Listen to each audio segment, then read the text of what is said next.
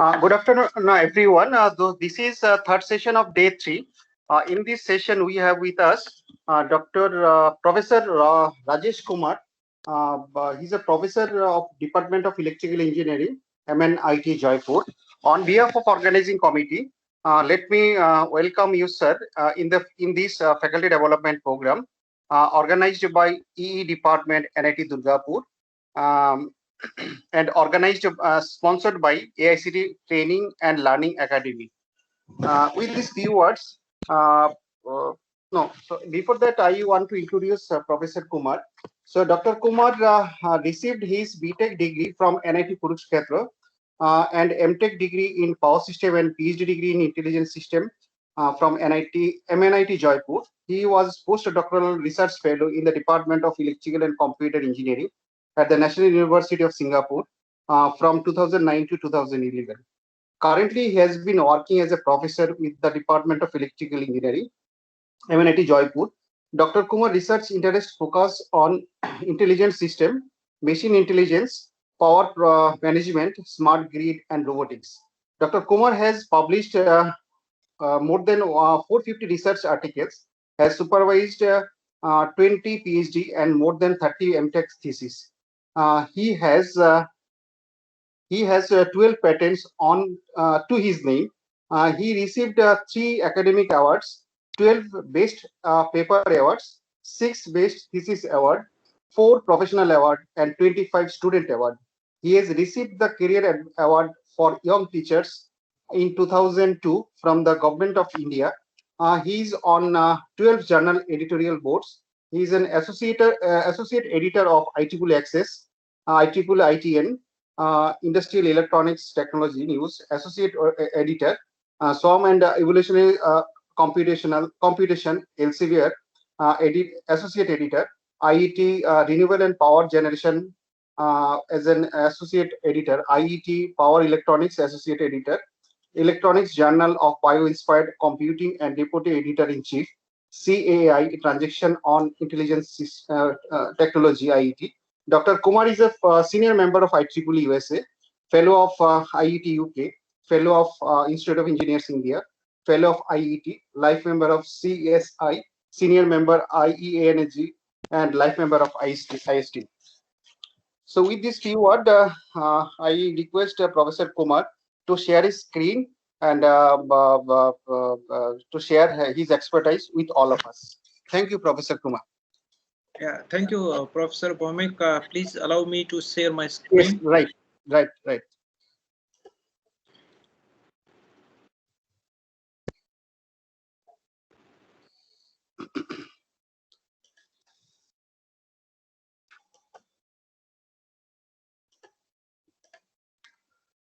So now it's okay, sir.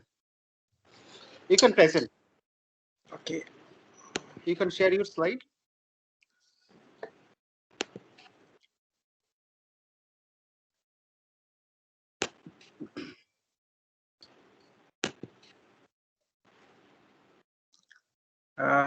Yeah, is it visible to everyone? Yes, right. Yeah, okay, yeah, okay. Thanks, Prof, for introducing me, and I welcome all the participants for the session, and we'll talk on that is development of your intelligent grid-connected inverter, which was initially as one of the research topic of my PhD scholar. Later, we worked on it, and then we patented it. So this during next 2 hours we'll discuss on the journey that how the concept was being taken, what are the issues, and then how we end up with the product there. And so we have to develop this product. We have taken 3 initial objectives that how to address the to develop this product.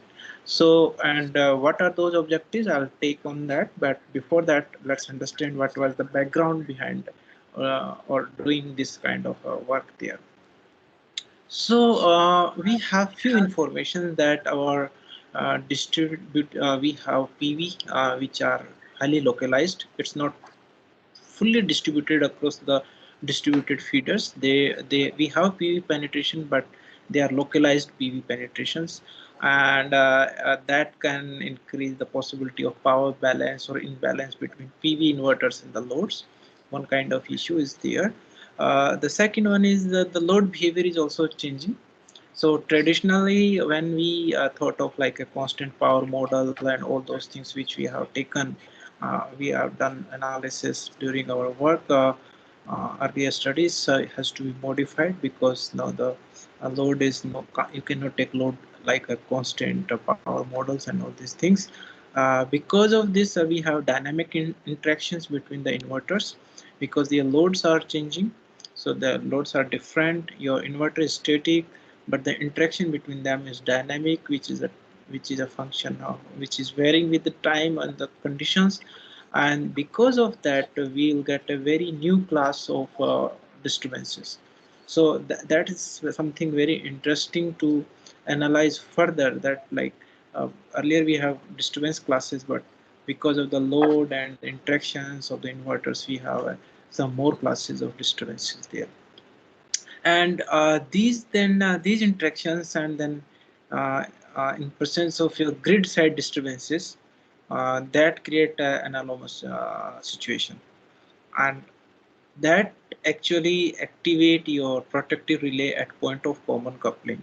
So we are talking about, we have PVs, we have load, and it can be microgrid, and they are connected to grid with the one point of common connection. We call that a point of common coupling. But because of the disturbances on the grid side and interaction of the load and inverter, such type of scenarios occurs where there is chances of reverse power flow, and it may lead to a situation which is known as unintentional islanding. So normally we have two types of islanding. One is intentionally. So intentionally we isolate one section, maybe for repair or something else. But in that scenario, we know everything that okay, from this point to this point, this particular area or this particular junction is disconnected, uh, and then after that things being taken care, then we connect it back. But in unintentional is something which is very challenging, which happen suddenly and which may lead to some kind of issues to the people who are connected with all those things. So islanding is a very important issue when we talk about islanding in distributed systems and all that. So, what is the problem? Let's take it in a pictorial form for our understanding. We have disease, okay, and we have load, and then grid is also there. So there is a point where all these three things are connected, and that is known as your point of common coupling. And there we need to see that how it works. So how the islanding or unintentional islanding it occurs, and there is a main reason because one is PV penetration. So day by day PVs are installed at the areas like the institutions or the buildings or in some kind of a forms there. So but they are not distributed throughout, they are localized, they are at one place. So and day by day we are increasing the penetration. So that is one thing. Second thing which is very important, that is our our network, distribution network is already stressed network. In Indian scenario, we already have a stressed distributed network. It's so if it is stressed, we have high PV penetration, and this combination uh, create a situation which leads to unintentional islanding, and that is the agenda initially we took. That okay, if it is unintentional, how to predict and all those things, whether this hypothesis we are talking about is correct or not. So we did some kind of studies there, and this one was the one survey paper which was presented, published in 2015, uh, which itself indicate that means like people the survey was done with the distribution companies and utilities to. So the major concern shown by everyone is that islanding is a major issue. More than 50, around 50% people, they are they are saying that for them islanding is major issue, rest of the issues are very less. So that makes something like one can say like a model that okay, let's take this as a challenge, that what can be the issues in islanding and then how to address those issues there. So islanding can be good or can be bad if it is controlled and if it is uncontrolled. Intentionally, we do some kind of uh, we we do intentional islanding when we do some kind of operations in there. The inverter has to operate in two modes when it is connected to when a microgrid is connected to a grid. One mode is your off-grid mode of operation, and another one is your on-grid mode of operation. So we need to take care of that how these two things can be two things can be taken care, or how the inverter can understand whether it has to work in the grid connected mode and or disconnected mode of operation.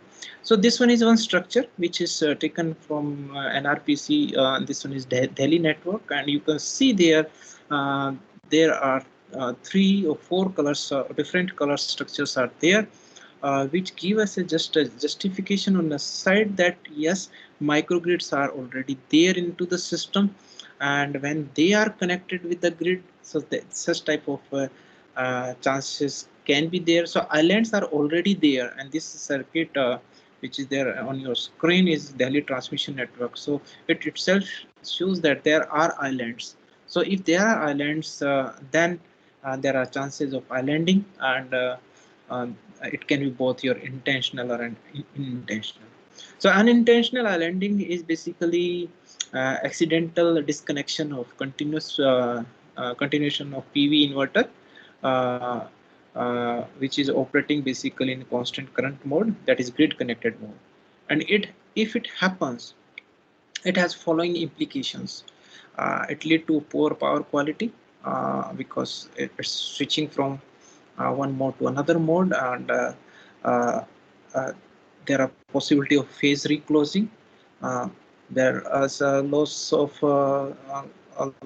utility ground because of that, and yeah, it is dangerous for the person who are operating these things. So these are certain issues because the persons who are operating, they don't know whether islanding is happening or it's not happening or something. Sometimes such type of things are very dangerous for the mankind also. So there are various approaches basically where researchers have already worked on, and those are known as anti-islanding techniques.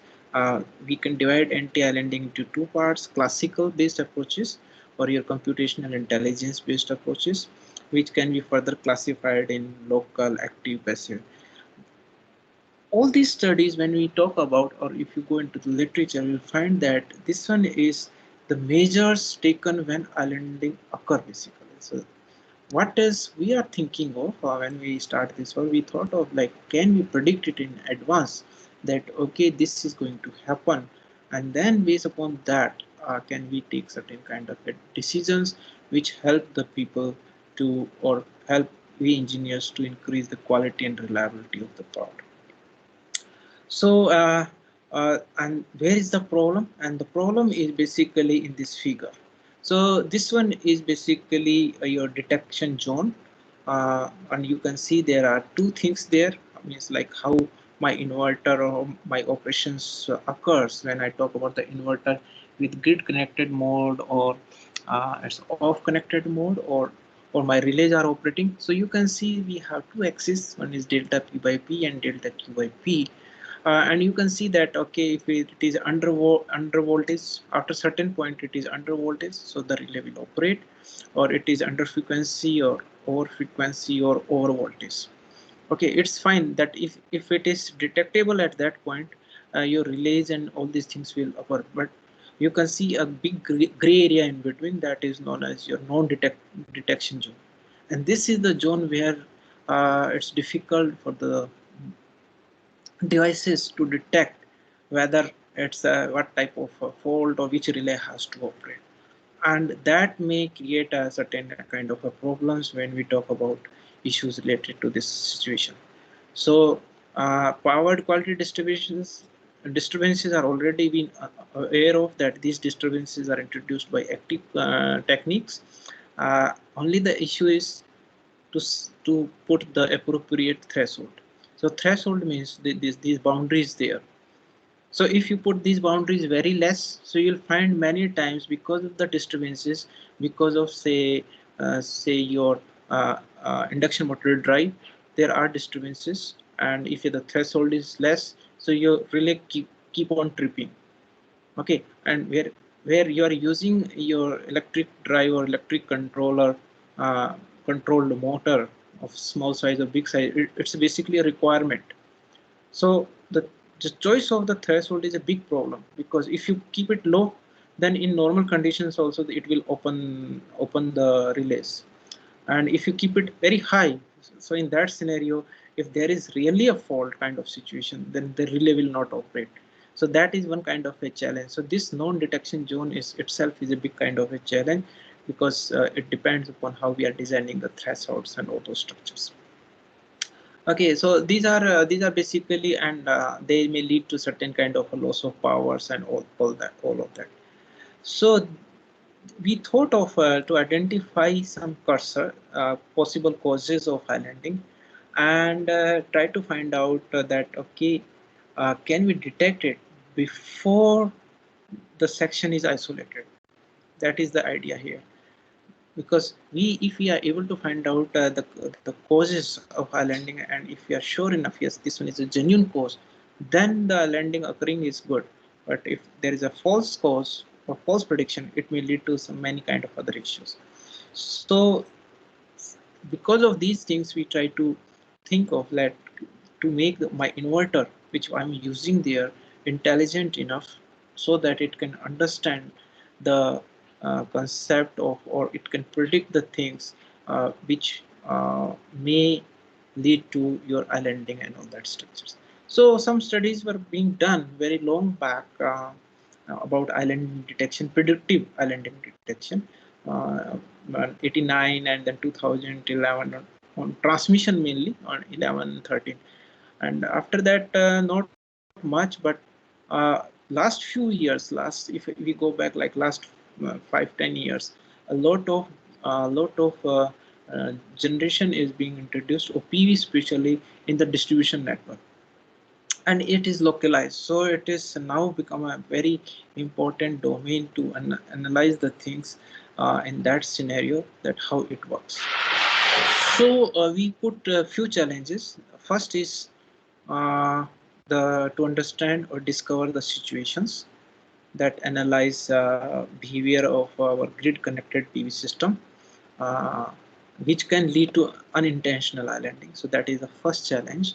That okay, what are those situations? What are those scenarios? What are those precursors, or what are those signatures?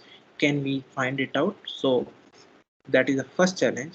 Once we know that okay, yes, these things happen, these are the cursors there, then can we use some kind of AI or machine learning based approach to predict it? Because we need to understand these signatures, identify these signatures in advance, so that we are ready with the things there.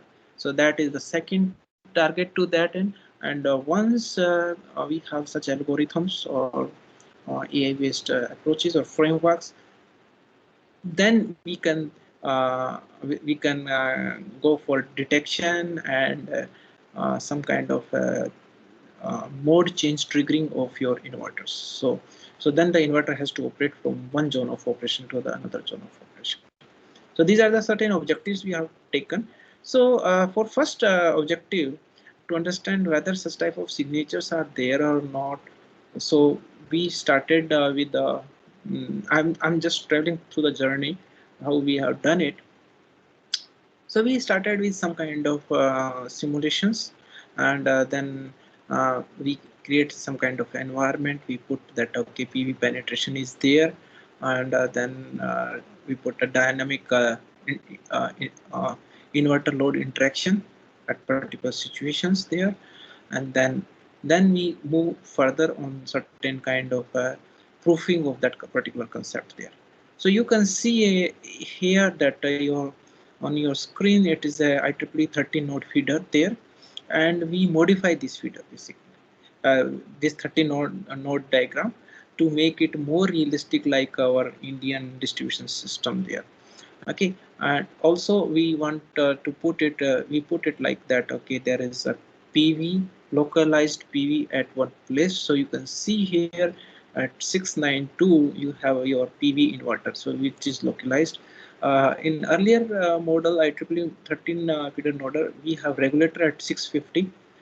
We discussed with many of the industry people, operation people, and we discussed with them uh, as per their observation that regulators they never use as such. So we remove it, and we try to create this system as a stressed network there. Solar radiations is kept constant, like the value Q1 1000 the group metric square, and to enforce full local penetration at that particular switch there. Uh, uh, on the second side, you can see one another figure.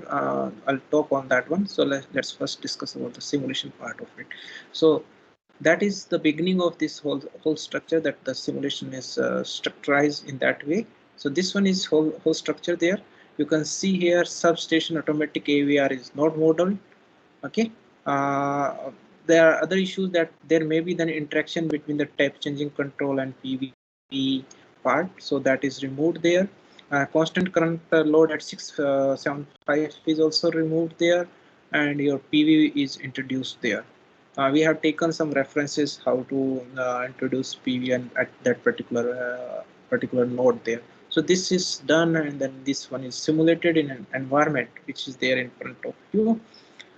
So we create some kind of issues there, like PQ mismatch issues there, and we can see something very interesting there. Uh, and the right hand side you can see some of the results which are field results. Field means one scenario is being taken. If you uh, if you can go back to the previous slide, you can see this one is a real environment which is available at Terry Delhi. So they have inverter, grid simulator, and PV array simulator. So such type of scenario is being done there also to understand the concept whether it's working fine or not.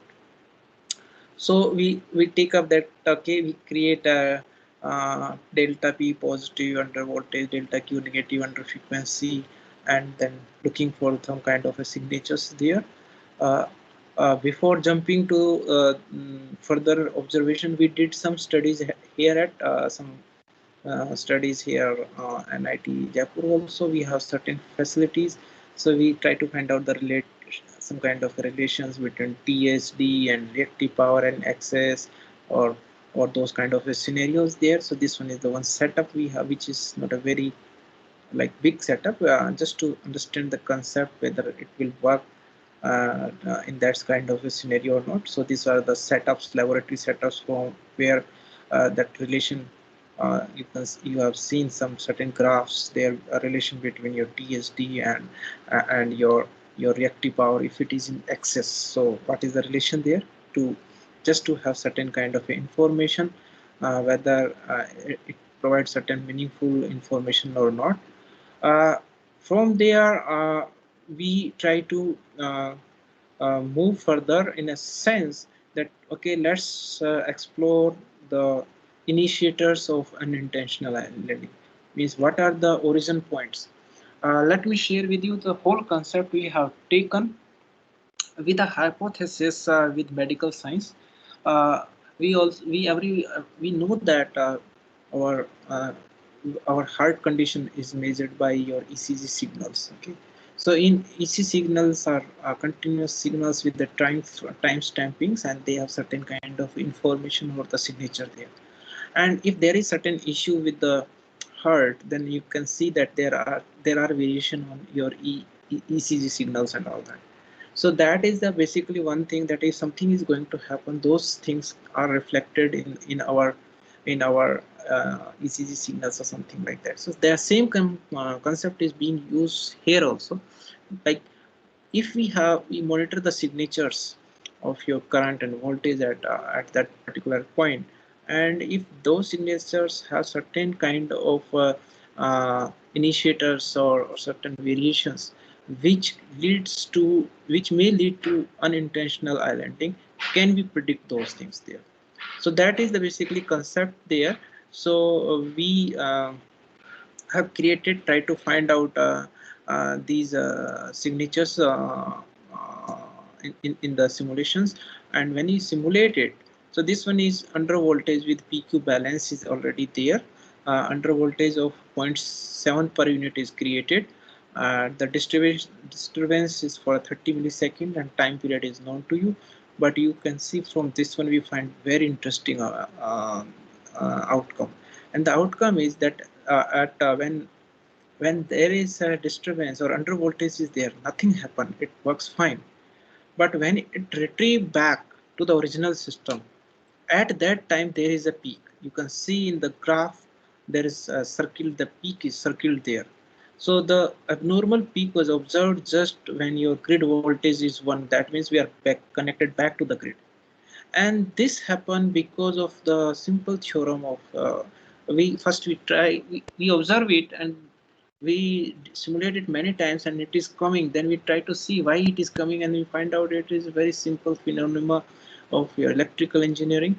It is because of the superposition of the phasors, two voltages. One voltage is of the voltage of the grid, and the another is the PV reverse voltage, and it is of a very high magnitude, and it is a potential islanding initiator.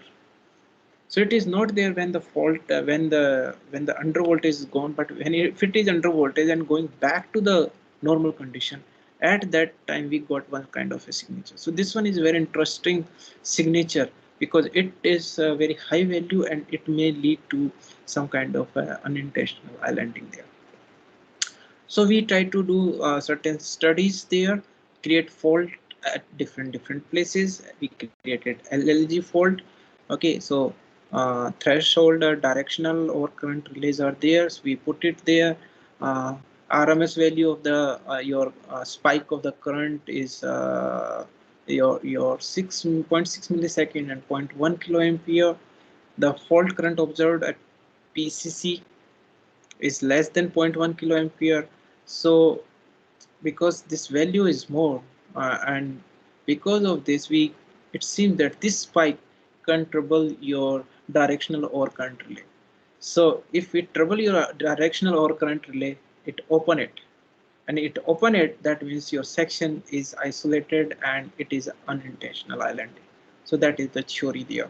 Okay, so we try to find out all these relations, try to see that how much it is there. So we find that okay, the initiator current is 1.4 times of the maximum value, which is big enough, and it may blow your lateral fuse there, or it can trip if it is for it uh, trip your relays there. So that is scenario is there, and that gives a certain kind of a confidence on the hypothesis that it is working correctly or not.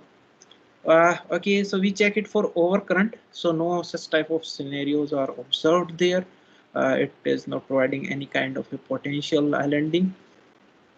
Then this give one kind of a confidence that okay, we have checked it for under voltage and over voltage, but these are simulations in MATLAB. So we thought of like okay, let's check it to another level of a platform which is well recognized in our research community, and then we tested the same scenario on the RTDS, which is available at IIT Jodhpur.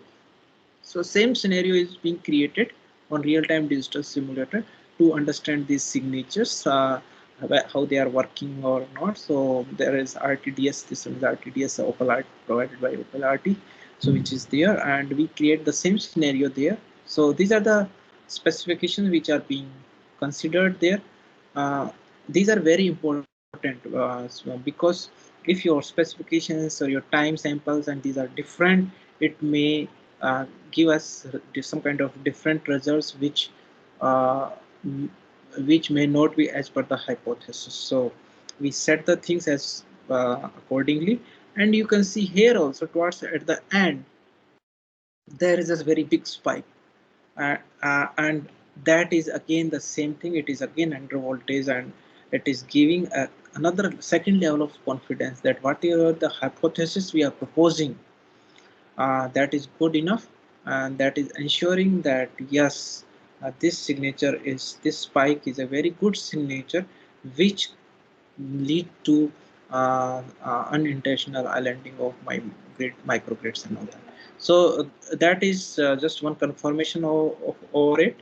So which, whereas there is no as such major spikes when we worked for over voltage. So that confirms our hypothesis that okay, our hypothesis is working fine with it. And then once we are confirmed with that, then we do the same scenario in a small setup, because this hypothesis we are presenting, it is not being means like reported earlier. So you need to verify the things in steps. So we test it on MATLAB Simulink, then we test it on the RTD simulator, and then the next stage is this one where we have small real simulators. So we have grid emulator and PV, real PV simulator is there, inverters are there, and uh, and the load is there. But this one is single phase kind of structure. So we make certain kind of assumptions here to make it more realistic. Instead of that kind of structure, we take impedance model here, which is almost analogy there, and we found that yes, such type of scenarios are available there also. So once we are well confirmed on this one, then our first objective is fulfilled, that okay, there are some initiators, islanding initiators, and those are very important, and these initiators may lead to your unintentional islanding, and there we need to check it out. The next objective, that how to find it out. So these are the some assumptions we have taken, like expressions we have proved mathematically also when we are working with the hardware, that how we are going for constant power mode or constant current load of operations and all that. So this is one carry from the first objective, and then the second objective is how to find out these uh, or how to observe these signatures in advance. So that is second objective. So let's talk about all those things there. Let me see the time, because there are a lot of things. Okay, so what we have taken, we have created many scenarios there. We have taken a lot and lot of data at that particular point. That is current of phase C section. I've already shown you that is 6712692, because that is islanding section, and the sampling rate is 1 megahertz. So we have considered 6 cases.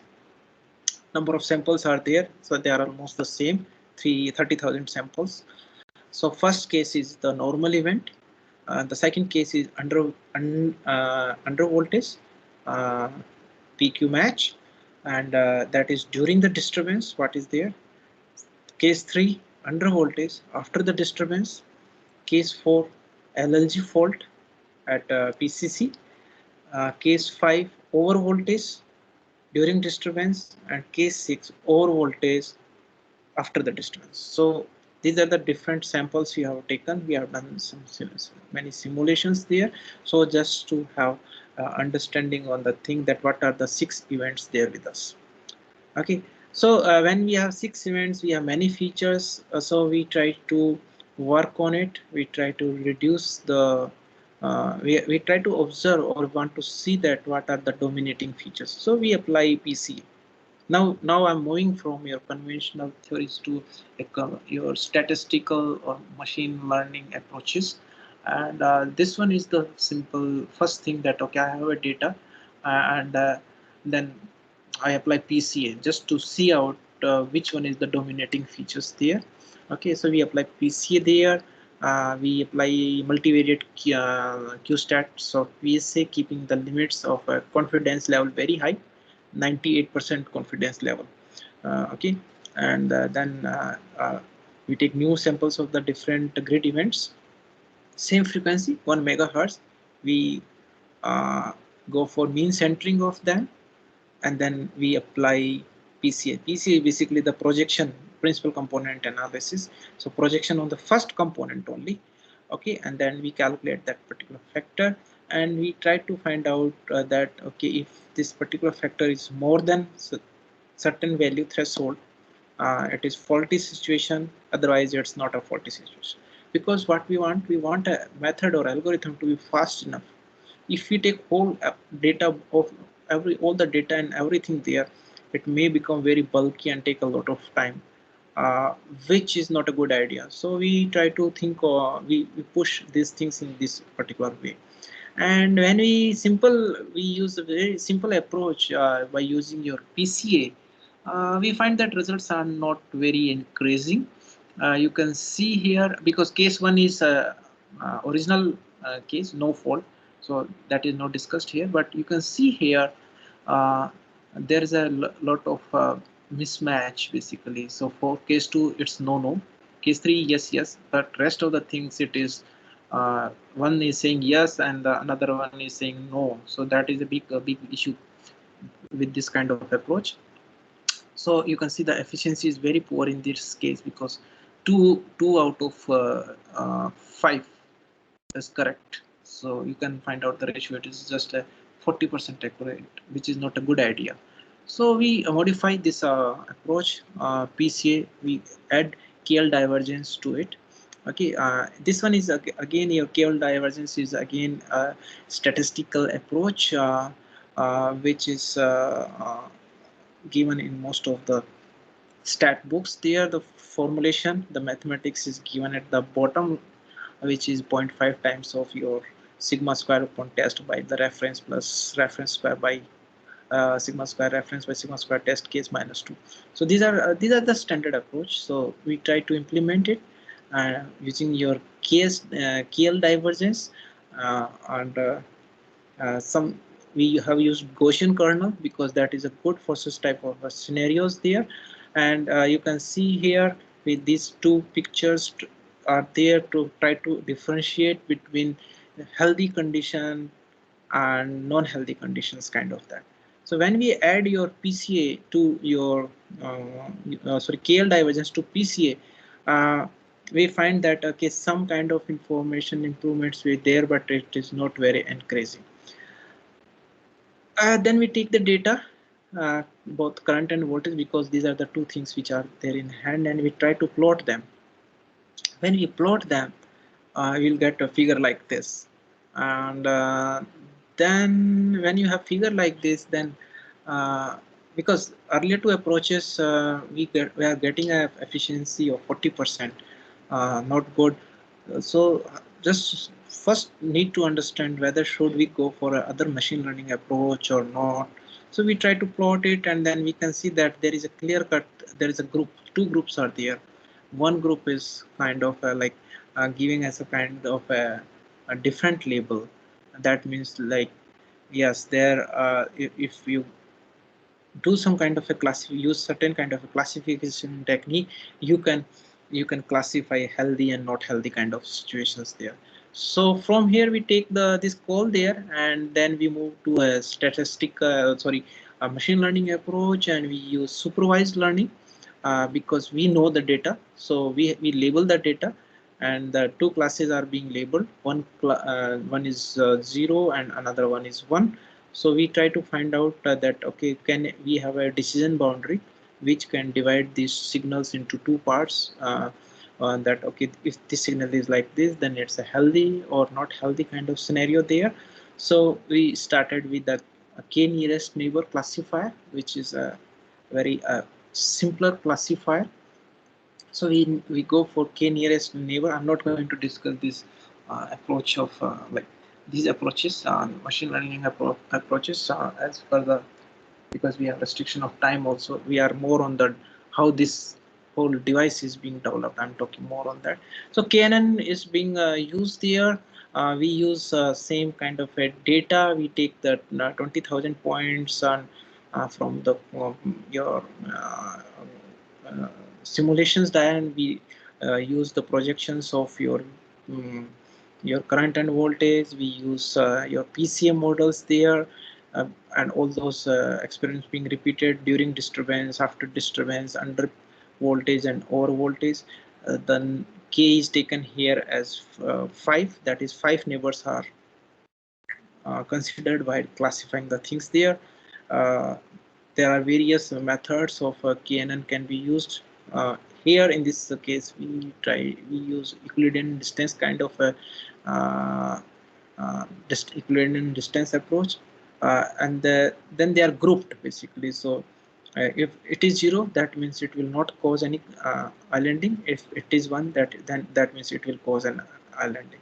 So all these test points are being taken. You can see here the tests are there, and we perform certain tests. So the accuracy increases. It increases 97% instead of 40, because 40 was the first case. In the second case, it was 60-70 case. Uh, uh, oh, but here it is 97. So we put a question on our work that, okay, how come it jumps like that? And the reason is very simple, that most of the data, they are of our same class.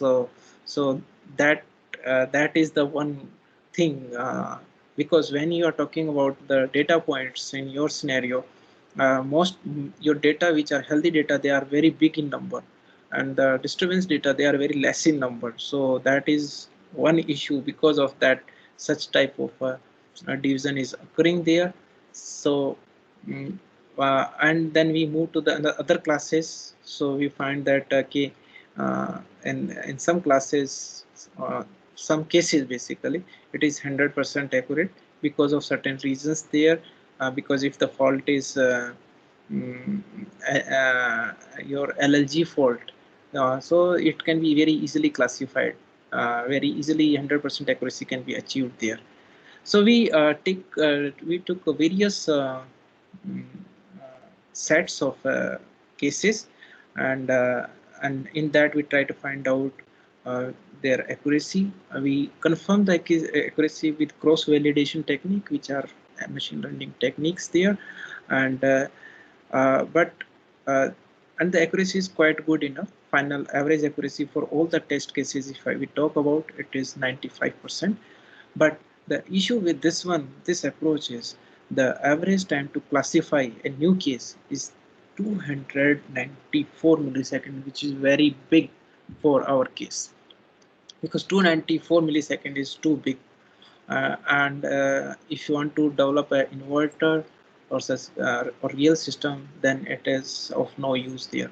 So we shift from this to another type of approach, which is known as support vector machine approach. So many of you are aware of your artificial neural network, and then further modification of artificial neural network as your support vector machines. So we worked on SVM, and then we these are specification. We have used RBF kernel with the parameter values 1 and 0.5, and then we go for the again the 3 tests.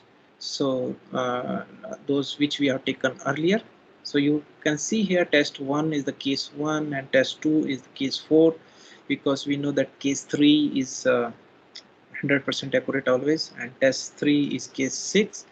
And we find out some kind of arrangements there, that what is the accuracy level prediction is there.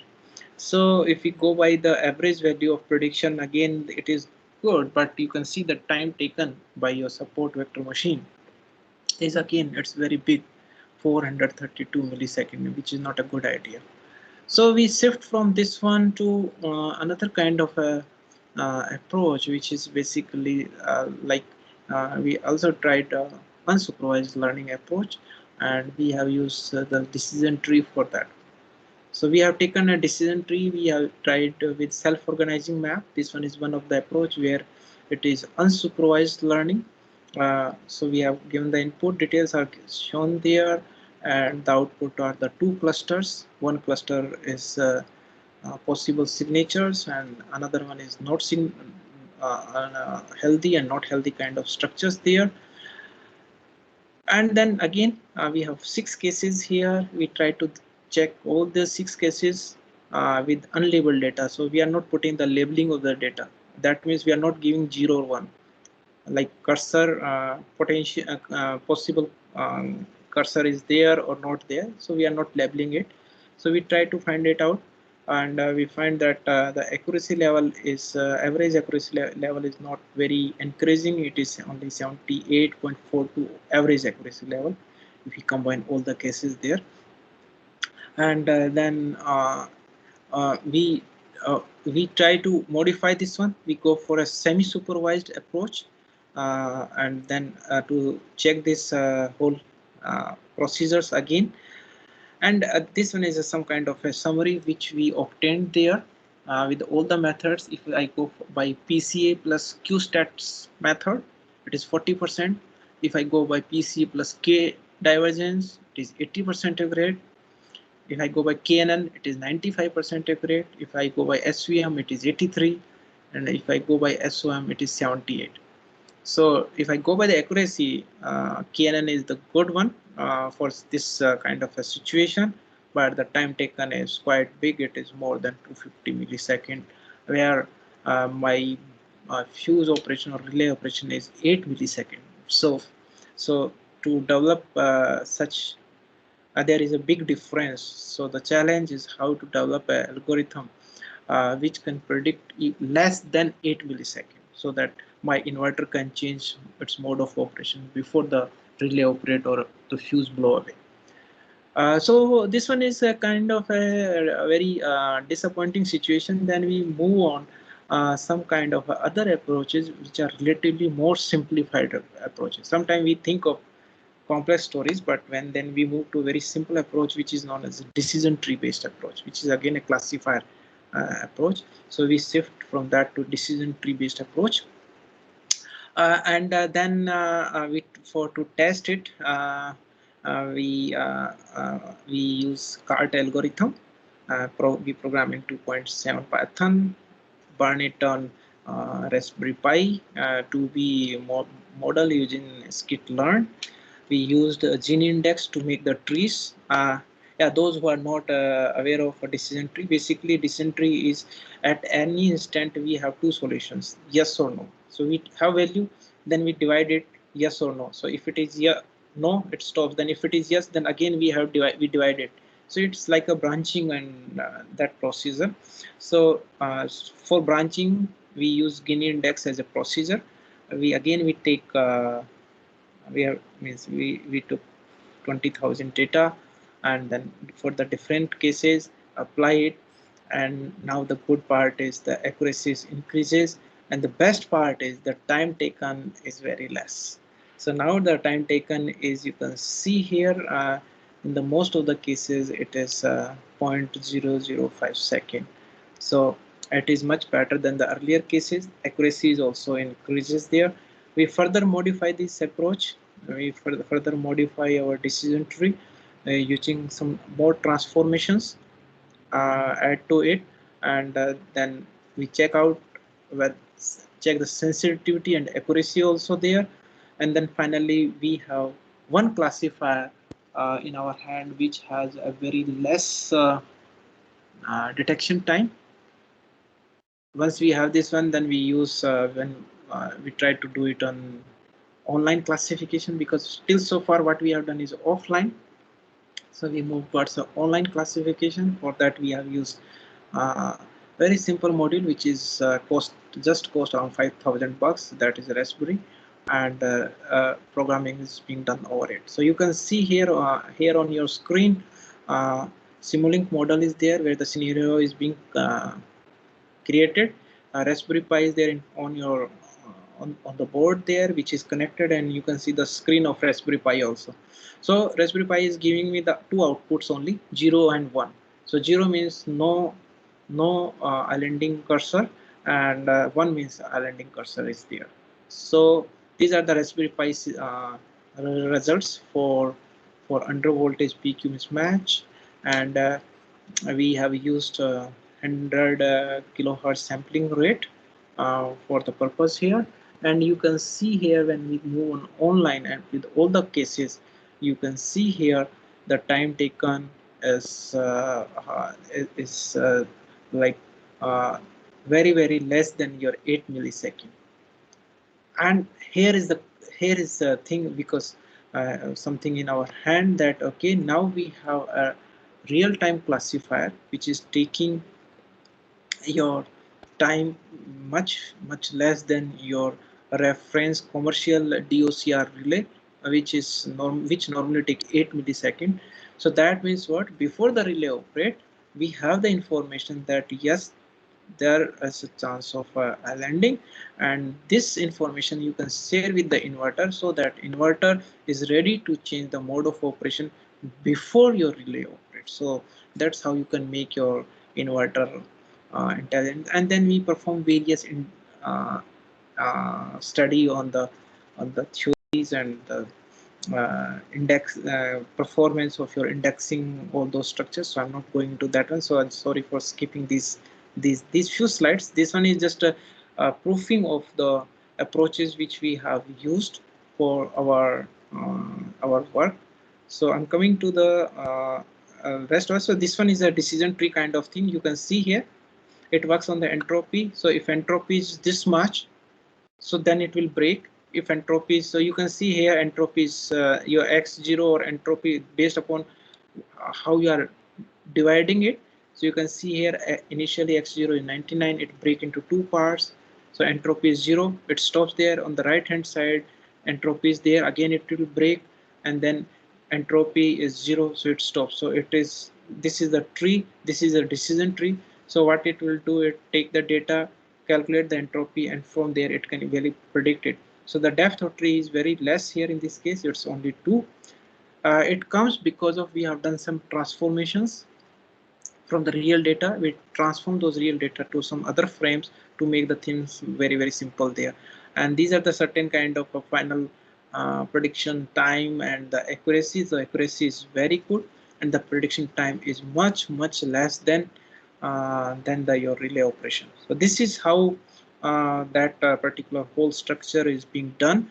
And now I'm coming to the last part, because this one is then developed on the hardware. So this part is, I already shown you this picture. Yeah, this part is basically then tested it, because your 0 and 1 signal we are generating on the Raspberry Pi.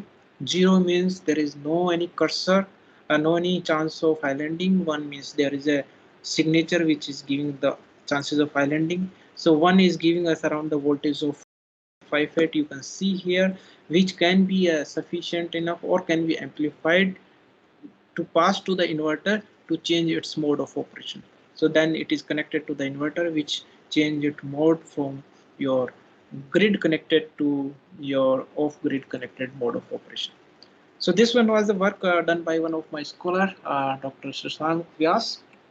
I thank you him for this nice work there. And yes, it's I'm in time. It's 3:30. I hope so. If you have queries now, I'm open for the queries. So any questions from the part of participants? Yeah, you have any query, because it take a lot of things to discuss here. But during this time frame, I try to make you understand No what is problem. the journey, how we have done it. Yeah. So if you Right. have queries, you're most welcome.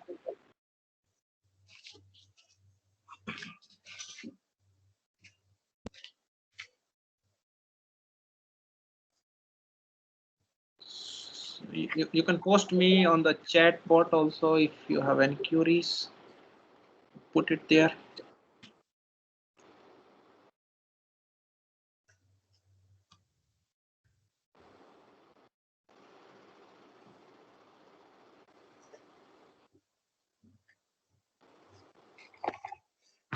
I don't think questions are there. Okay. So will you switch on your mobile camera? So we'll take one photo. Okay. Is there any virtual lab in MNIT initiated? Virtual lab? No, we are not. We are not having any virtual lab. It's maybe somebody from computer science, they are trying to get it, but not in electrical. We don't have virtual labs there.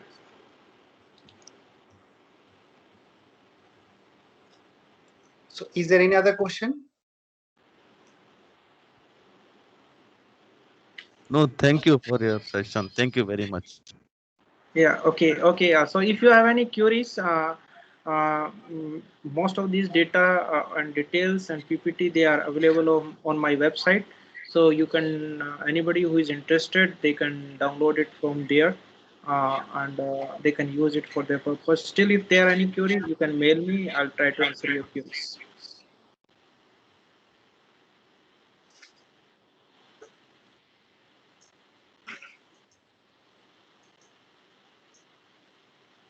Okay, so shall we stop it here? No, sir, before conclusion, so thank you, Mhm. sir, for your informative and nice presentation. Hope the all participants will be benefited from your from your lecture, and they will try to implement the same their future growth also. So we look forward to having you again in our next series.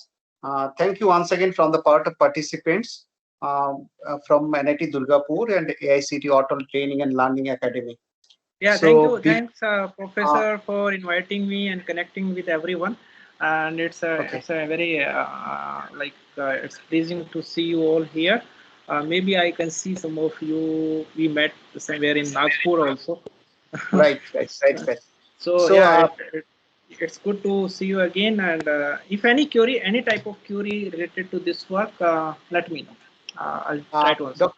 Dr. Aniruddha Bhattacharya, will you say something? Sir, good afternoon, sir. Yeah, hello, Prof. Sir, just a minute.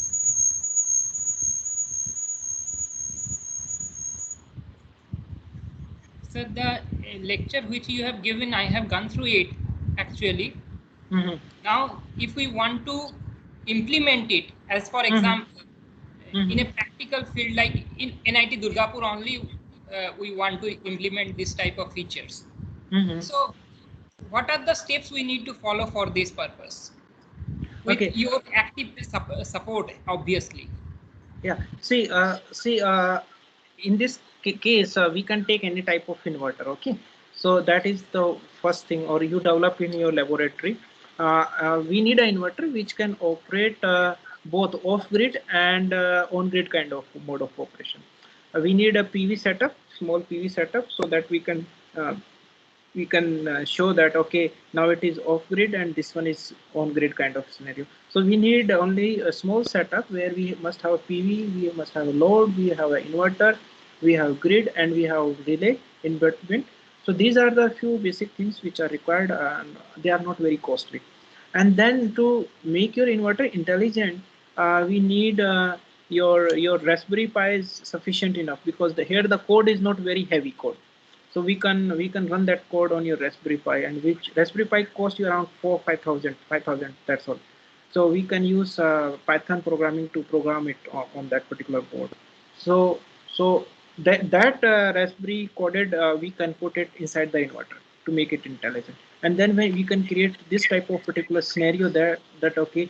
Uh, that your grid which is we have created, we create it like okay, or instead of grid you can say programmable source, you can take it. So you create that P goes down, and then it suddenly come back. So if your inverter is able to detect it, and then it change its mode of operation, so I think then we can uh, practically we can show it that okay, this inverter is intelligent enough which can detect that okay, there is a landing is going to occur, and it is taking its action before my relay is operating. So this one is a very classical example where we are combining your machine learning, power electronics, and power system, and your electronics signatures and those calculations there. So you can do it. You can very like we have done in the laboratory setup. It will work there also. So you can, if you are interested in this setup, please go ahead with this one.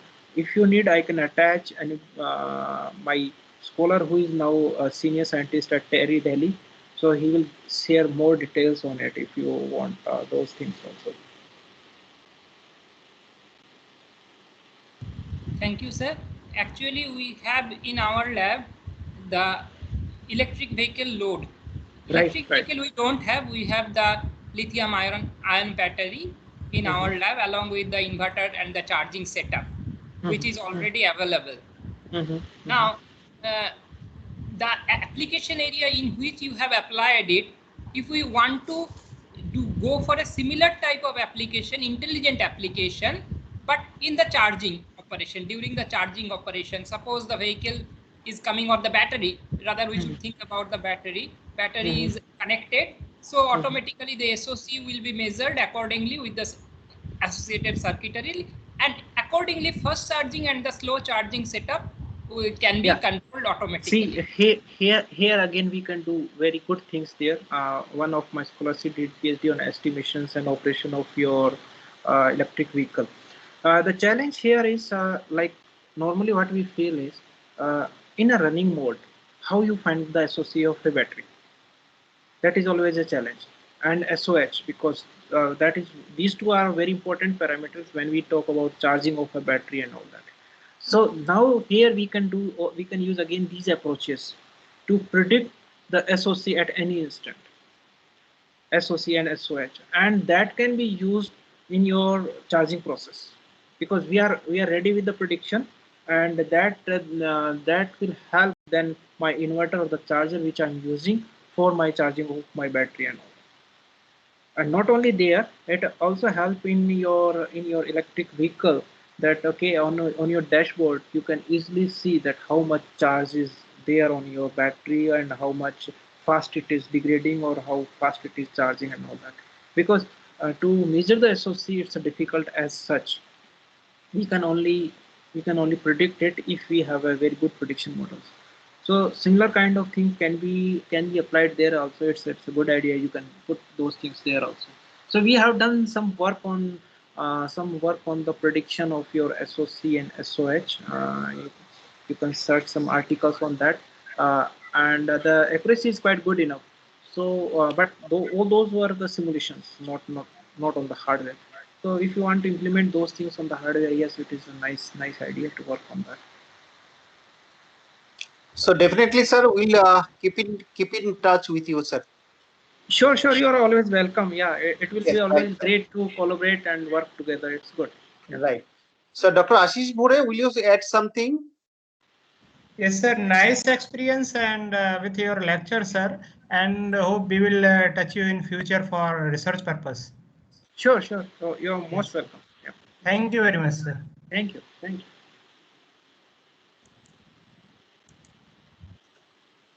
Thank you, sir. Okay. Thank you very much. Thank you, everyone. Okay. So all participants are requested to give their feedback. Feedback means attendance for session 3 at the earliest, because from 4 o'clock the session 4 will start. I have shared the link of session 3. So all are advised, all are requested to fill the feedback link, attendance link at the earliest from their part.